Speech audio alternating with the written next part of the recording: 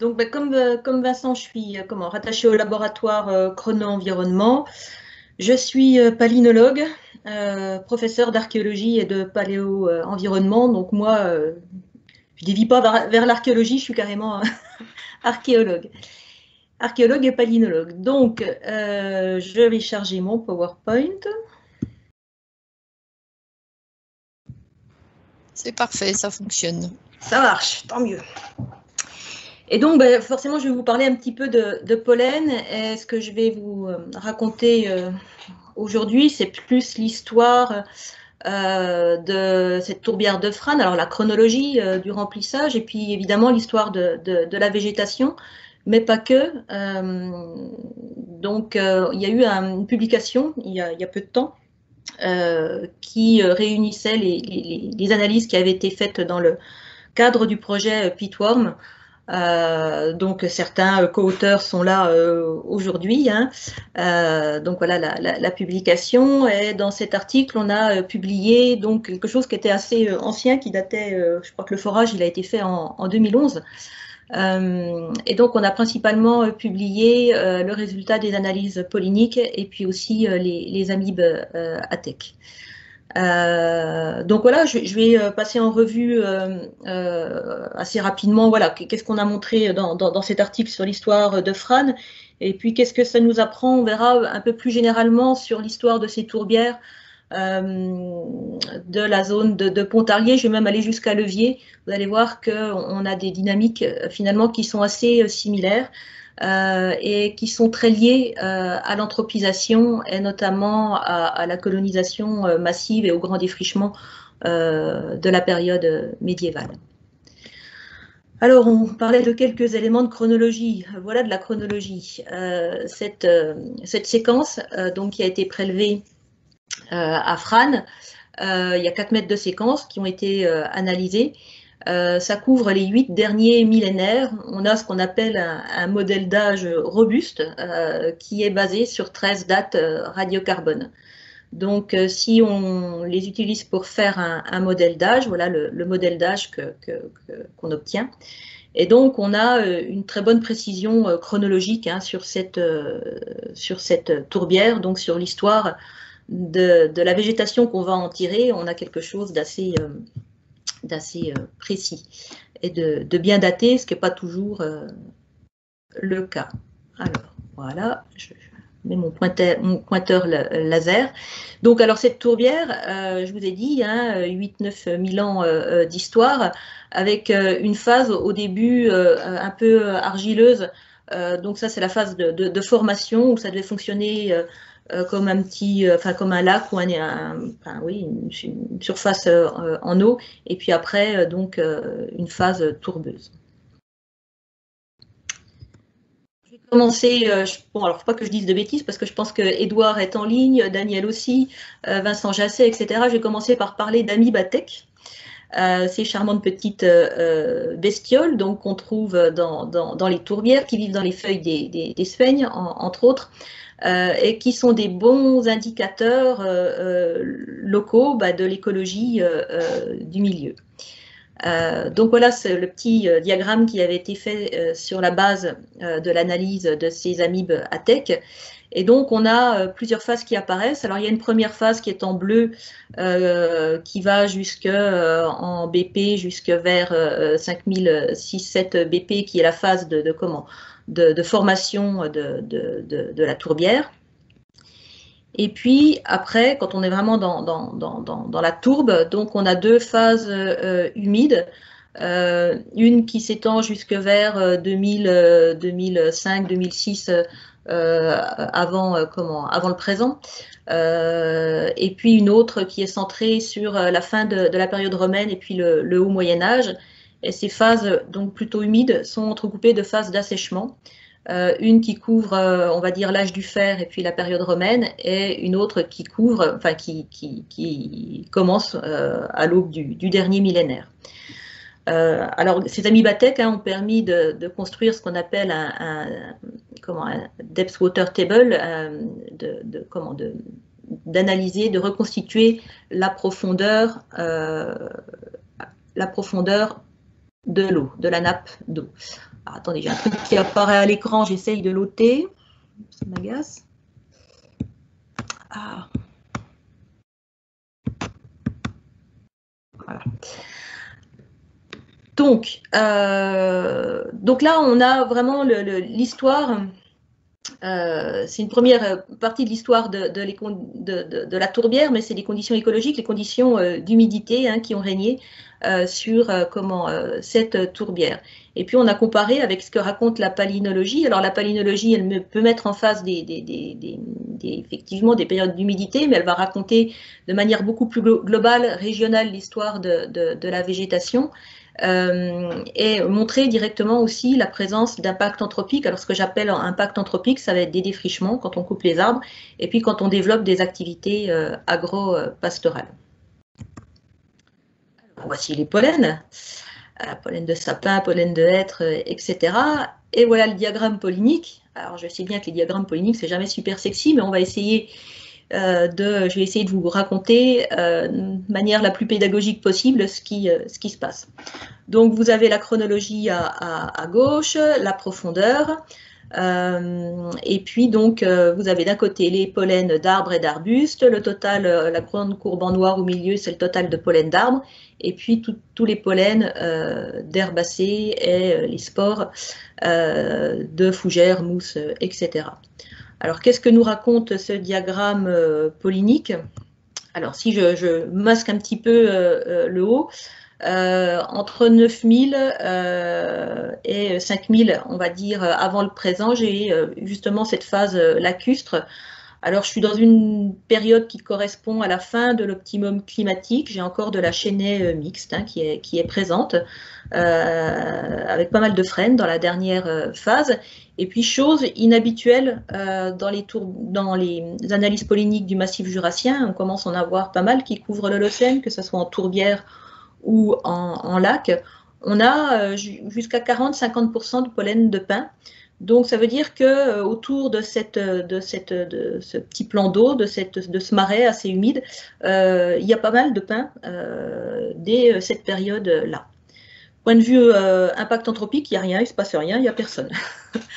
Donc, il n'y a même pas de vieux impacts. On pourrait avoir des vieux impacts néolithiques. Il n'y a rien. On sait que pas très loin, au lac Saint-Point, il y a une occupation néolithique qui va durer assez longtemps, pendant tout le néolithique, et puis aussi qui va perdurer pendant l'âge du bronze. Mais là, côté Chaudarlier, côté Frasnes, on ne voit pas d'impact. Et puis, vous voyez qu'à la fin, on va basculer dans ce qu'on appelle la période néoglaciaire, donc dans la deuxième moitié de l'Holocène. On voit que le sapin se met en place et il va être suivi assez rapidement du hêtre.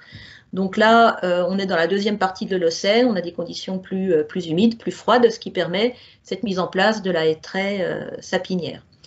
On a un tout petit impact anthropique ici à 3007 cal.BP, c'est-à-dire à 1700 avant Jésus-Christ. On est pendant l'âge du bronze ancien.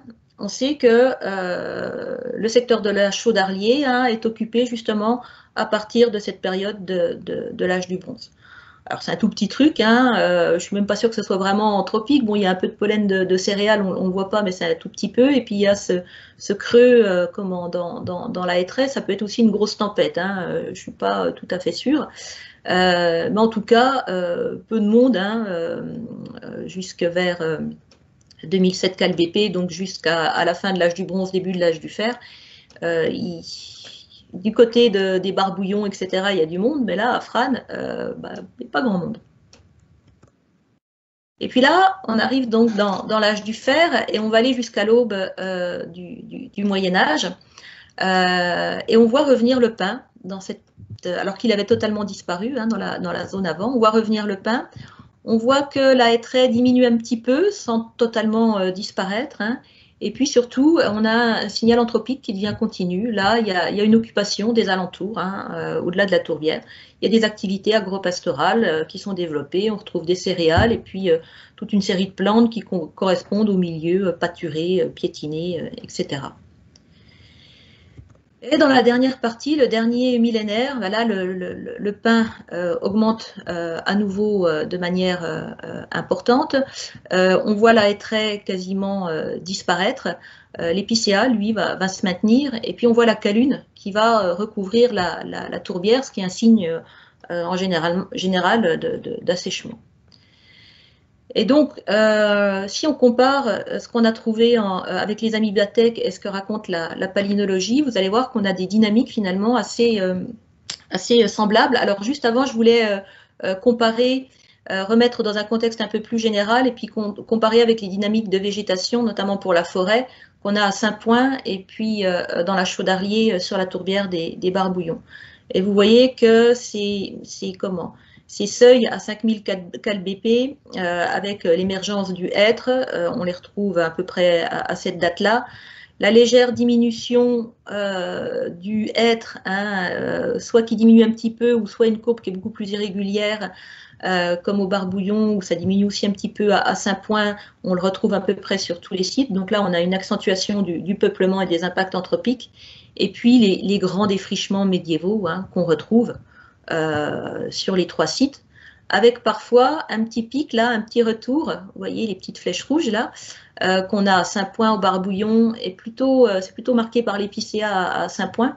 Ça, c'est le XIVe siècle, hein, donc c'est les épidémies de peste, des peuplements, moins d'impact anthropique, et puis donc une reconquête de la forêt qui est brève, mais qui intervient à la suite de ces grandes épidémies. Alors, j'en reviens à cette petite figure de synthèse qui figurait dans l'article, donc où on a mis en parallèle, vous avez un diagramme polynique très simplifié, hein, avec les principaux événements, et puis les fluctuations de la nappe d'eau. Effectivement, alors si je récapitule, pendant les premières phases de formation de cette tourbière, où on a des conditions relativement tempérées, hein, on est sur la fin de l'optimum climatique, on a cette forêt de pins qui est assez inhabituelle dans le secteur. Et puis on va rentrer dans le néoglacial. On est, selon les amis Baptec, effectivement dans une phase plutôt humide. Moi, je vois la hêtraie sapinière qui se met en place. On voit quelques indices d'anthropisation, mais franchement, il y a très très peu de choses. Et puis, effectivement, c'est à partir de la fin de l'âge du bronze, de l'âge du fer. Vous savez, quand on a ce petit décrochement dans la hêtraie, on voit qu'il y a un petit peu moins de hêtre. Et ben, c'est là qu'apparaissent effectivement des conditions un peu plus sèches. Donc cette phase-là, elle concerne l'âge du fer et l'époque romaine.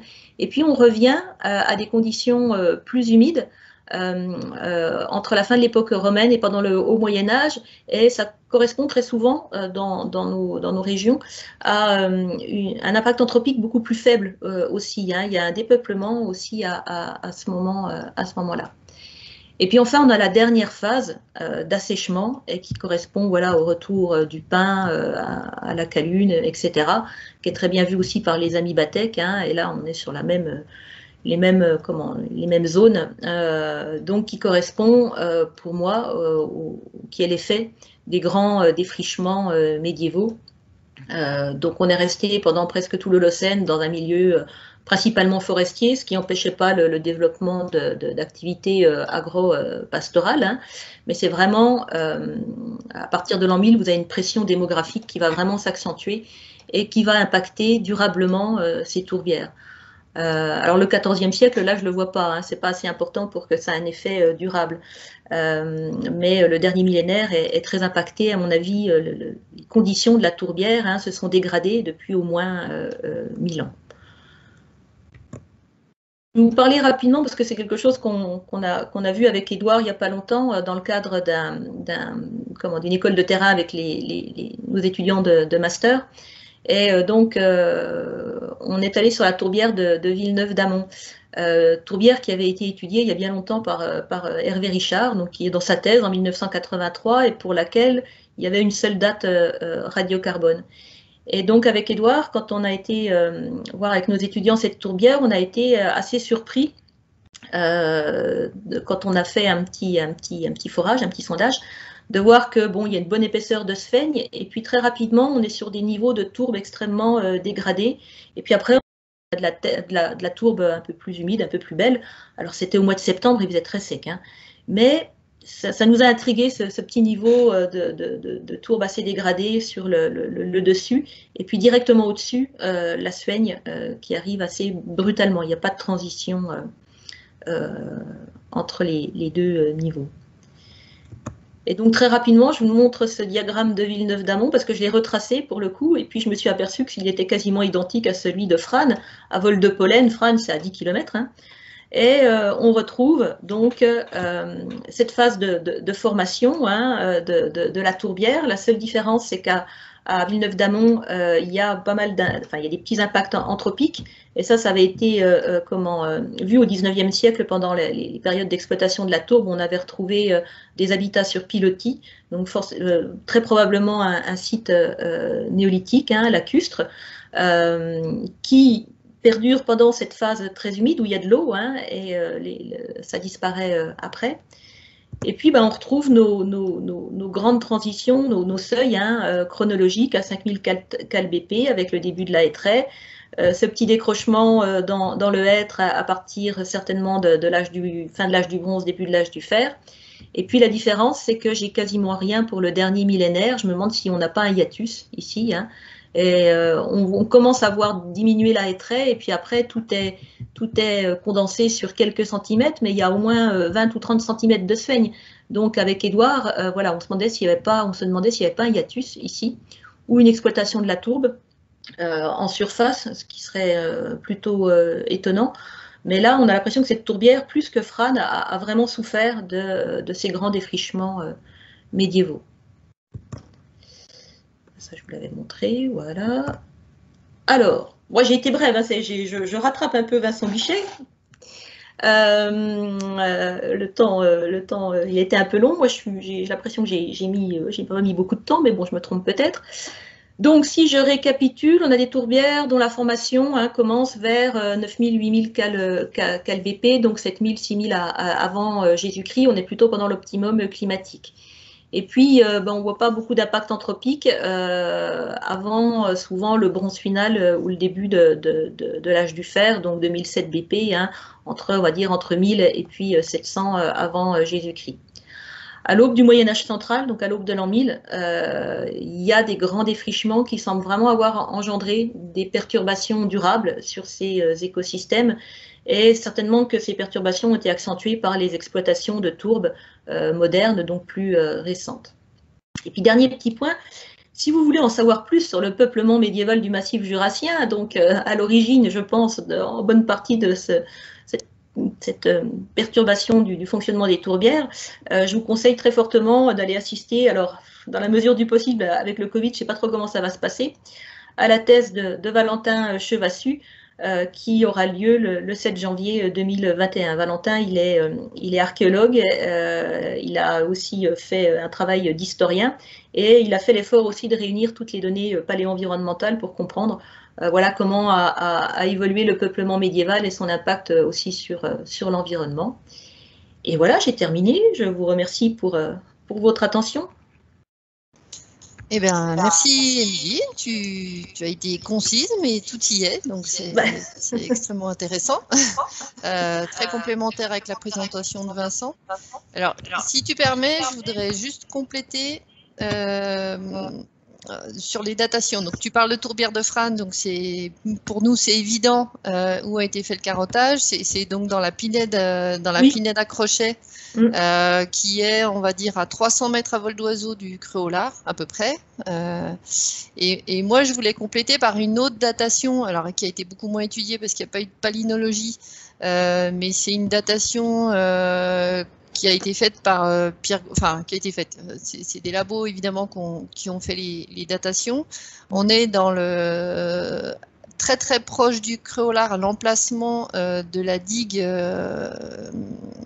qui existe aujourd'hui dans le cadre des travaux qu'on verra par la suite. Et alors je vais essayer juste de vous partager le contenu. Alors, je ne vois plus rien à l'écran, c'est tout noir. Attends, je vais essayer de vous montrer ça. Je ne vois rien du tout. Est-ce que vous voyez quelque chose? Est-ce que vous voyez un PDF qui apparaît? Oui, ou pas? C'est bon, je vois. Oui. Alors, attends, je vais peut-être... voilà. Je me déconnecte et puis je me reconnecte. Ok. Donc juste pour dire que sur ce carottage qui est assez proche, à 300 mètres à peu près de la pinède à crochet, mais dans la combe tourbeuse, on est là sur 1000 ans d'accumulation de tourbe pour à peu près la même épaisseur de tourbe.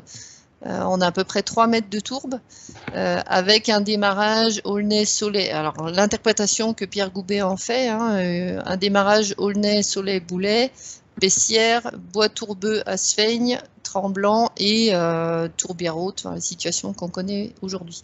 Je dis ça juste pour expliquer que la tourbière de Frasnes, c'est un énorme complexe tourbeux. On a sans doute plusieurs tourbières coalescentes, en fait, et avec des histoires effectivement qui ont été liées à la fois sans doute à l'impact humain que tu as très bien décrit, et aussi à des circulations d'eau qui ont changé à travers le temps. Voilà.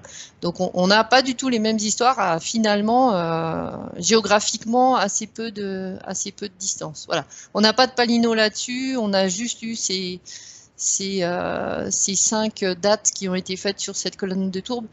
Je pourrais remontrer sur une carte tout à l'heure à tout le monde quand j'interviendrai sur les travaux. Voilà.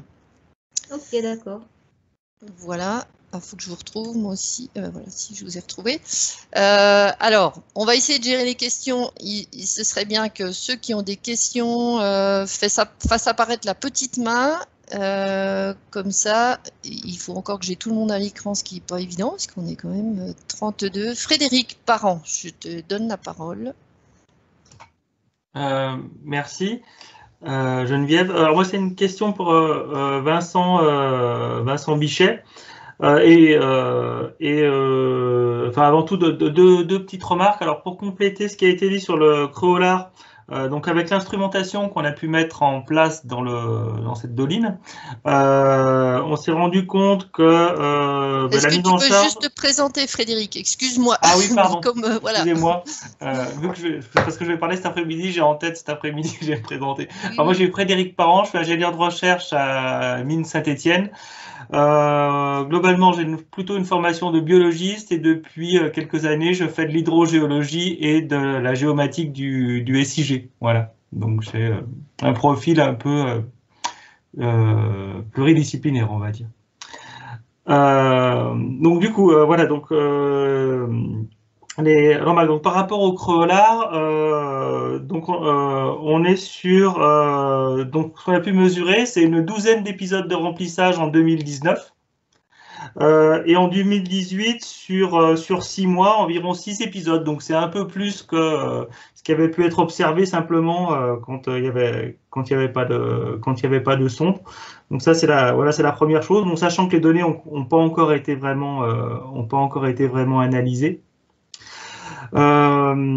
Ensuite, une autre remarque, c'est je suis en train de m'intéresser, avec ces histoires de géophysique que je vais présenter cet après-midi, à la manière dont on peut représenter, on va dire, en 3D ce type de données, découper les tranches et les représenter en 3D de manière à pouvoir les analyser. Donc je me suis rendu compte que la dernière version d'ArcGIS Pro permettait, nous donnait les outils pour faire ce genre de travaux. Et en faisant mes recherches hier, je me suis rendu compte qu'il y avait aussi, puisque Vincent Bichet a parlé de l'analyse des failles à partir de LIDAR, que ArcGIS Pro proposait aussi des outils pour réaliser ce type d'analyse. Alors pour l'instant, je ne peux pas vous en dire plus parce que ça fait une semaine que je suis en train de me renseigner là-dessus. Mais voilà, c'est des outils existent pour faire de manière, on va dire, peut-être plus simple qu'auparavant, ce type de travaux. Voilà pour les remarques. Et donc ma question, alors il a été évoqué des apports des anticlinaux côté Lavron, mais est-ce qu'il y a eu des travaux côté donc de l'anticlinal côté plateau dont j'ai oublié le nom, de l'autre côté finalement du synclinal? Est-ce qu'il y a eu des investigations par rapport à des apports d'eau de ce côté-là? La réponse est non à ma connaissance. Ceci dit, le contexte est complètement différent. Le plateau de Levier est à une altitude beaucoup plus basse. La structure anticlinale n'est pas du tout la même. Et surtout, cette zone-là, elle est très fortement drainée par le système Loup, hein, qui est très proche, avec un dénivelé très fort, avec des niveaux de rabattement sans doute dans cet aquifère-là qui n'ont rien à voir avec l'anticlinal du Lavron. Le fait est que dans la plaine de l'Arlier, hein, toutes les émergences qu'on peut voir au pied des anticlinaux, elles sont au pied de l'anticlinal du Lavron. Il y a sans doute quelques émergences de l'autre côté, mais enfin, moi, j'ai pas trop regardé ça. Mais en tout cas, le système va être assez différent, je pense. Donc, a priori, moins d'interactions, mais ça reste subjectif ce que je dis, moins d'interactions entre l'anticlinal du plateau de Levier et le synclinal de Frasnes que d'interactions entre la haute chaîne et l'anticlinal du Lavron sur le synclinal de Frasnes. Ceci dit, si on réduit l'échelle dans le détail, hein, on peut très bien avoir des incidences de transfert de systèmes à plus faible échelle aussi de l'autre côté, pourquoi pas. Mais là, je peux pas m'avancer plus. D'accord, merci pour la réponse. Je n'ai pas d'autres questions, même si la présentation sur la datation était très intéressante. Merci pour l'échange. Je vois que Didier Graillot veut intervenir. Donc Didier, je te laisse te présenter également. Oui, bonjour à tous. Moi, je suis à Mines Saint-Étienne, donc je travaille avec Frédéric sur le projet à la tourbière de Frasnes. Et j'avais une question aussi pour Vincent, quand il a bien insisté sur le rôle de la tectonique et des failles. Et je voulais savoir si on avait un niveau de connaissance plus ou moins approfondi sur l'état ouvert ou fermé de la fracturation, puisque en tectonique, lorsqu'on a des contraintes qui se mettent en place, dès qu'on a des compressions quelque part, on a des distensions ailleurs, et donc ça se répercute sur la direction des failles qui peuvent être ouvertes ou fermées. Donc je voulais savoir s'il y avait eu une étude statistique directionnelle, par exemple, de la fracturation, sur le secteur que Vincent a super bien présenté. Ça nous a fait vraiment du bien d'avoir cette vue géologique un peu plus large que le site sur lequel on travaille. Donc, qu'est-ce que Vincent, je pense que tu devais travailler avec aussi Jacques Moudry, qui était un peu spécialiste de ça, de l'analyse directionnelle statistique de la fracturation. Oui, alors il y a différentes études qui ont été réalisées sur ces questions de fracturation, de contraintes tectoniques dans le massif jurassien, qui peuvent se focaliser à l'échelle de ce territoire. Alors souvent, c'est des études qui ont été faites sur des relevés micro-tectoniques à l'affleurement. Elles ont été publiées, je dirais, ces 15 dernières années. Ceci dit, depuis, on a du LIDAR, qui nous permettrait de réinvestiguer complètement la question de la direction de fracturation pour passer d'une échelle affleurement à une échelle structure. Et ça n'a pas encore été fait. J'espère que les tectoniciens s'attacheront à cette idée-là. On a du LIDAR disponible. L'IGN a fait donc une couverture LIDAR qui est assez bonne pour ces questions-là à l'échelle du massif, et ça vaudrait vraiment le coup de le faire. Après, sur ces questions de ces conducteurs hydrauliques, des failles, on connaît assez bien le fonctionnement du grand décrochement de Pontarlier, par exemple. On a aussi des éléments avec tous les traçages qui ont été faits autour de la question transfert anticlino-jurassique sub, synclino du Crétacé. Je pense à des traçages faits dans le Val des Verrières ou dans le Val de Mout. On a un certain nombre d'éléments qui nous permettent de penser que ces fractures sont des bons conducteurs hydrauliques. Mais dans le détail, on n'a pas. Enfin, je pense qu'il y a encore beaucoup de choses à faire pour travailler sur cette question-là. Où est le champ de fracture plutôt distensif? Où sont les champs de fracture plutôt compressifs? Comment s'organisent les choses? Voilà. Il y a, à mon avis, un travail de synthèse sur la question de l'hydrogéologie, parce que jusque-là, plutôt, les tectoniciens se sont intéressés à la question de la déformation du massif du Jura. Et puis, je pense, d'après ce que je lis un peu, que la question, effectivement, fracturation, transfert hydraulique, etc., n'est pas encore complètement investiguée. Mais là, j'ai des collègues bien plus performants qui sont à l'écoute, là, comme Mark Steadman ou d'autres qui seront peut-être susceptibles d'apporter des éléments à cette question-là. Ouais, je pense que ça peut avoir un rôle important sur effectivement l'effet conducteur ou barrière sur les transferts de flux et de pression. Il y a un travail en cours, alors cette fois-ci dans la région de Besançon, sur la relation entre alors on est dans un contexte géologique différent, mais il y a un travail d'investigation sur la structure tectonique de l'anticlinal qui domine les sources d'Arcier, qui a repris complètement les données de terrain, les données de fracturation, les analyses LIDAR, etc. Effectivement, ce sont des études extrêmement pertinentes à mettre en place pour ce qui peut être intéressant, c'est de reconstituer les tenseurs de contraintes pour voir avoir des probabilités d'ouverture de fractures qu'on ne voit pas ou non décelables par géophysique pour expliquer éventuellement des débits et puis des alimentations d'émergence. Oui, bah merci de ces présentations. Merci. Je ne vois pas d'autres questions apparaître et ça tombe bien puisqu'il est 11h20, donc on va peut-être passer. Ça n'empêchera pas